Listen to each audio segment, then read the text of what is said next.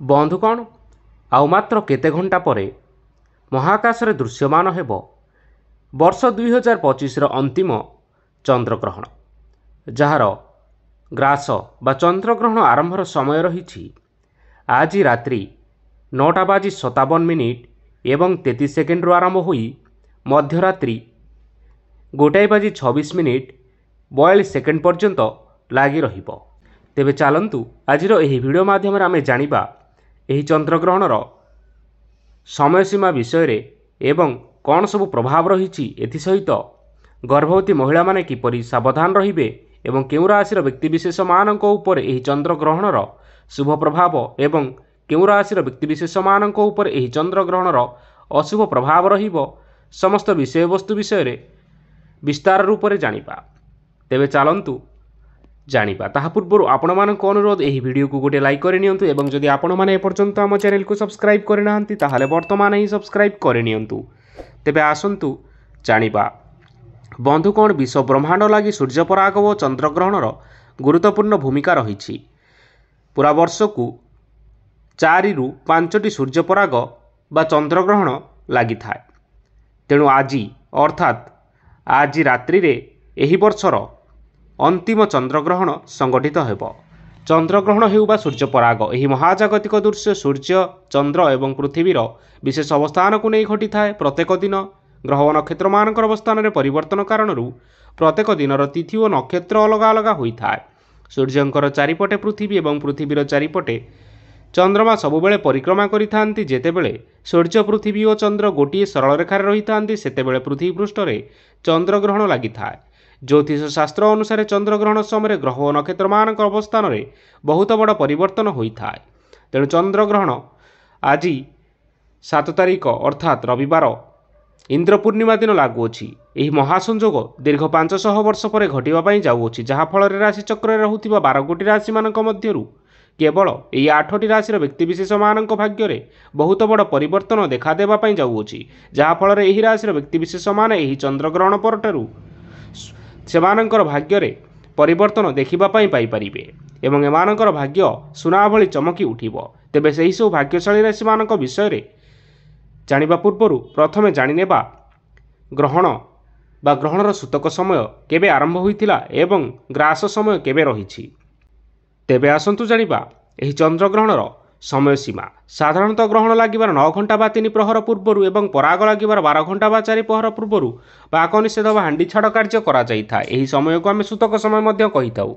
ଏହି ଗ୍ରହଣ ଲାଗୁଥିବା ସମୟରେ ଖାଦ୍ୟ ଗ୍ରହଣ କରିବାକୁ ମଧ୍ୟ ବାରଣ କରାଯାଇଛି, କାରଣ ଗ୍ରହଣ ଲାଗିବା ସମୟରେ ପେଟରେ କିଛି ଖାଦ୍ୟ ପଦାର୍ଥ ନ ରହିବା ହିଁ ଭଲ। ତେଣୁ ସାଧାରଣତଃ ଚନ୍ଦ୍ରଗ୍ରହଣ ଲାଗିବାର 9 ଘଣ୍ଟା ପୂର୍ବରୁ ହାଣ୍ଡି ଛାଡ଼ କରାଯାଇଥାଏ।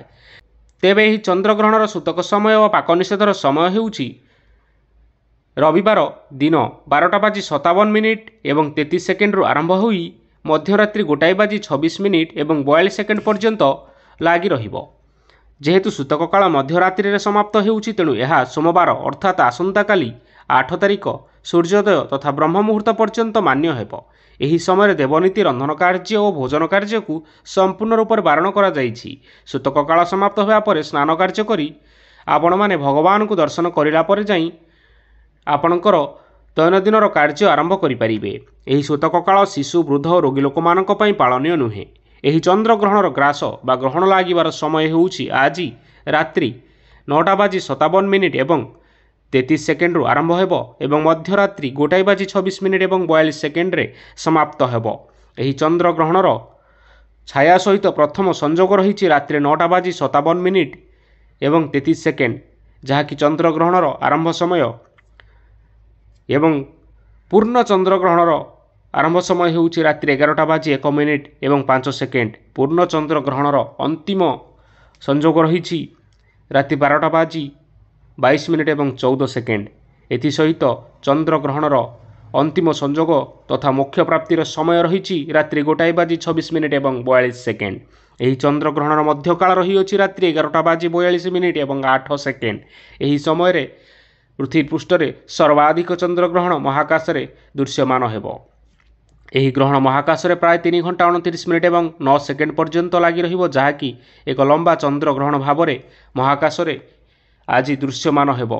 ଚନ୍ଦ୍ରଗ୍ରହଣର ସୂତକ କାଳ ବା ପାକ ନିଷେଧର ସମୟ आज दिन 12:57 एवं 33 सेकेंड्रु आरंभ होउथिबारु समस्त व्यक्तिविशेष माने आज अर्थात दिन 12:57 एवं 33 सेकेंड पूर्वरु समस्त कार्य समापन करी पाक निषेध बा हांडी छाड़ कार्य आरंभ कर सारी। यही चंद्रग्रहण इंद्र पूर्णिमा भागवत जन्मदिन पड़ुथिबारु समस्त व्यक्तिविशेष माने समस्त पूजा विधि यही सूतक काल लागिबा पूर्वरु संपन्न कर सारी। एबे आसंतु जानिबा गर्भवती महिला माने किपरि सावधान रहिबे। एही समय गर्भवती महिला मानक पई बहुत अशुभ बा संवेदनशील होइथिबारु सेमानकु सावधान रहिबा सहित चंद्रग्रहण देखिबा पई मध्य बारण करा जायछि। कारण ग्रहण लागिबा समय गर्भवती महिला माने कोनोसी जिनिस कटाकटी बा कोनोसी कपड़ा आदि सिलाई करंतु नाही, नचेत एहार कुप्रभाव गर्भरे थिबा शिशु उपरे सीधासळख भावरे पड़िथाय। एथि सहित ग्रहण लागुथिबा समय कला रंगर वस्त्र परिधान करंतु नाही एवं घरु बाहर को मध्य बाहरंतु नाही। चंद्रग्रहण समय यदि चंद्रर छाया गर्भवती महिला उपर पड़ जाए तेज तार गर्भर प्रथम शिशु को शारीरिक दोष लगी था, जहाँ भविष्य में बहुत बड़ समस्या सृष्टि करें। तेणु गर्भवती महिला माने यही समय बाहर को बाहरंतु नहीं। एथि सहित ज्योतिष शास्त्र अनुसार यही चंद्रग्रहण कारण ग्रह नक्षत्र मान स्थान में विराट परिवर्तन देखा देवाई जाऊँगी। ग्रह मान परिवर्तन कारण किसी राशि व्यक्तिशेष मानक अशुभ प्रभाव पड़ुवा बेले केतेक राशि व्यक्तिशेष मानक यही चंद्रग्रहणर शुभ प्रभाव पड़ापी जाऊँगी। तेबे राशि चक्र रही 12 कोटी राशि मानक मध्यरु यही 8टी राशि उपरे ग्रहणर शुभ प्रभाव पड़िबो। से भाग्यशाली राशि माने हेउछन्ति मेष राशि, वृष राशि, मिथुन राशि, तुला राशि, बिछा राशि, धनु राशि, मकर राशि एवं मीन राशि। एथि सहित कर्कट राशि, सिंह राशि, कन्या राशि और कुंभ राशि व्यक्ति विशेष मानक उपरे एही चंद्र ग्रहणर नकारात्मक प्रभाव पड़ापी जाऊँगी। तेणु यही 4टी राशि व्यक्ति विशेष मान यही चंद्र ग्रहण लगुवा समय सावधान रही चेष्टा करंतु एवं भगवान नाम जप करंतु। देखिए आपण मानक ऊपर को आसुथिबा घात और प्रतिघात आपे आपे टळिजिवो। तेबे बंधुगण यह थिला चंद्रग्रहणर समय सीमा ठारू आरंभ करी गर्भवती महिला माने किपरि सावधान रहिबे एथि सहित समस्त विवरणी। तेबे आशा करूछु आपण मानकु एही भिडियोटी निश्चय पसंद आसिथिबो। पसंद आसिथिले वीडियो को लाइक करने सहित आपण मानकर प्रियजन मानक सहित एही वीडियो को शेयर करनियंतु। जय जगन्नाथ।